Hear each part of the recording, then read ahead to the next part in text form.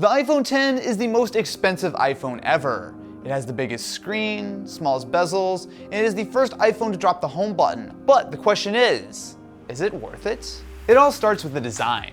From the rear, it looks very similar to the iPhone 8. You're getting an all-glass back for the first time since the iPhone 4 days. The X comes in two colors, silver and space gray.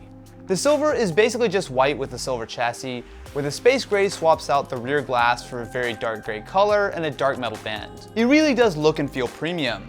There's a solidness and heft to the design that just wasn't there on the iPhone 6 and 7. However, there's a price to pay for that. Unlike a metal back which might just get scratched or dented, no matter how strong Apple claims this glass is, it can absolutely be cracked if you drop it. One of the upsides to switching to glass for the rear panel is the addition of wireless charging. In a very un-Apple-like move, this supports the Qi standard that has been around on Android phones for years, meaning that you should just be able to drop the X on a cheap wireless charging pad and it'll work no problem. You also get the small added benefit of being able to fast charge the X via a USB-C to Lightning cable too. Now the silver phone is especially prone to scratching as they've moved from aluminum to stainless steel. This is a harder material that gives the phone its expensive feel, but like the old iPods, expect it to scuff easily. Thankfully, like the iPhone 7, you've got IP67 water resistance.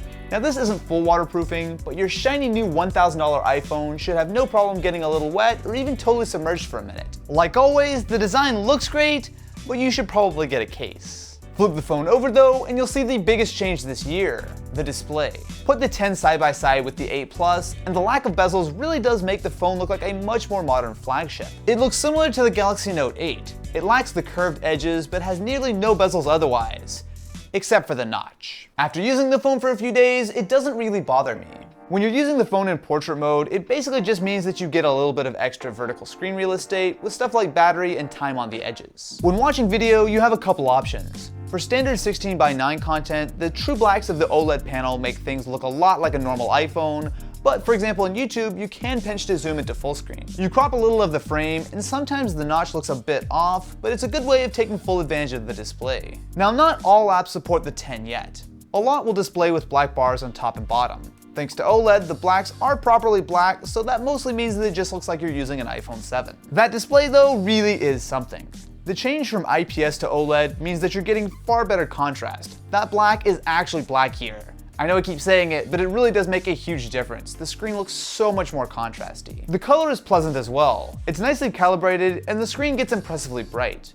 My only real issue is that there is a bit of color shifting when you look at it off-axis, but it's fairly minor, and the rest of the advantages of OLED definitely outweigh it. The iPhone X also gives you support for HDR10 and Dolby Vision.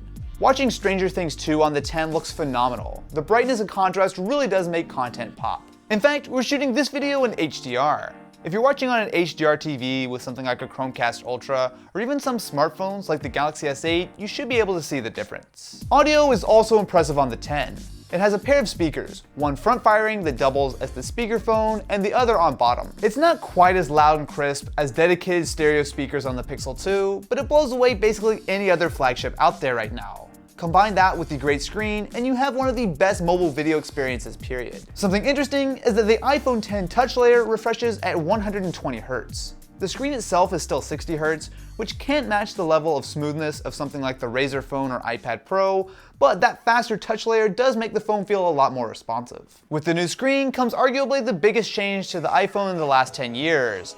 No more home button. On one hand, it's what gives the iPhone its most recognizable shape, but in 2017, it's looking awfully out of date. Instead of the home button, the X relies on a series of gestures to navigate the phone. Swiping up has replaced the home button, and the gesture area doubles as a quick swipe to move between apps. After a couple of days, to me, this feels like a very natural evolution.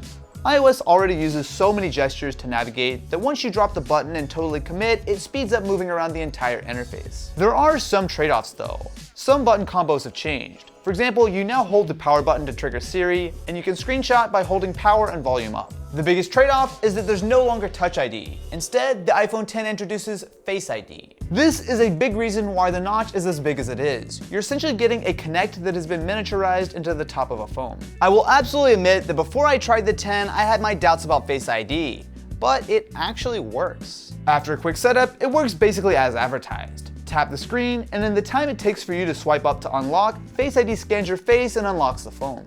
It's not perfect. You do need to be looking at the phone for it to work, but I was impressed with just how versatile it is. Your results might vary, but I basically have no major complaints with Face ID. It feels like I just don't have a passcode. This tech also makes Animoji possible. Look, these are just fun, okay? This works as an iMessage app that scans your face and translates it into a talking emoji. It does a really good job of even capturing small facial motions and lets you do karaoke. So, you know. One area that's basically the same between the iPhone 8 and 10 is performance. Both phones give you the Apple A11 Bionic, which is hands down the fastest chip you can get in a phone today. This translates into a phone that feels like you just can't trip it up. No matter how much I multitask, it just doesn't break a sweat. Animations stay locked at 60 frames per second, and because you have those new gestures, it feels lightning fast to move between apps. While this isn't exclusive to the 10, this power does come in handy for games. Of course, standard titles like Minecraft run here no problem, but you also have some pretty fun AR games. The iPhone 10 brings a pair of 12 megapixel cameras, one wide angle and one telephoto.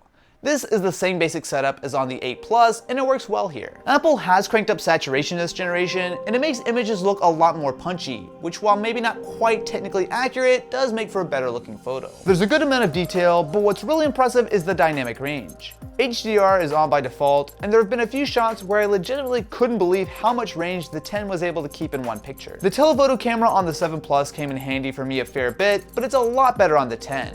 It still isn't quite as sharp as the main shooter, but it now has image stabilization, which makes a big difference, especially in low light. The A11 chip inside does quite a bit to analyze each shot and make adjustments based on that. Now, while the days of the iPhone having far and away the best camera on a smartphone are over, you really won't be disappointed with what you get out of the 10. Portrait mode makes a return here, and it's solid. If you look closely, you can see where the camera doesn't perfectly cut you out of the background sometimes, but for the most part, it does a good job. You can now also take portrait selfies. These rely on good light with pretty optimal conditions, but when done right, they can really make the front-facing camera look a lot more expensive. The problem is that while decent in a vacuum, I really prefer the way that the Pixel 2 handles these, which you guys can check out in my full comparison. Portrait mode is handled well on the iPhone 10, but there's room for improvement. As a guy who shoots a bit of video, I have to say, the iPhone 10 is about as good as a smartphone gets right now.